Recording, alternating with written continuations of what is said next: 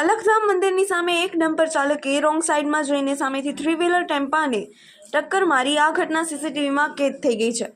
Dumper ચાલક સામેથી આવતા ટેમ્પોને ઓવરટેક કરીને રોંગ સાઈડમાં જતો હોવાનો પ્રયાસ સીસીટીવીમાં કેદ થયો છે।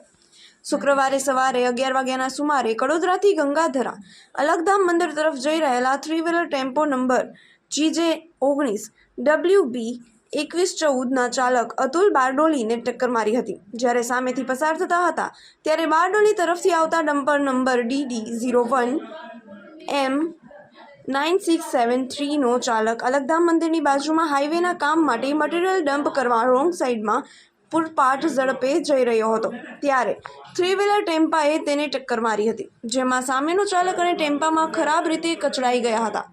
આસપાસના લોકોએ ભારે જહેમતથી તેને બચાવી લીધો અને તેને ચલથાણની સંજીવની હોસ્પિટલમાં દાખલ કરવામાં આવ્યો। ઈજાગ્રસ્ત વ્યક્તિનું નામ ગોવિંદભાઈ, ઉંમર 26 વર્ષ છે, ચલથાણ।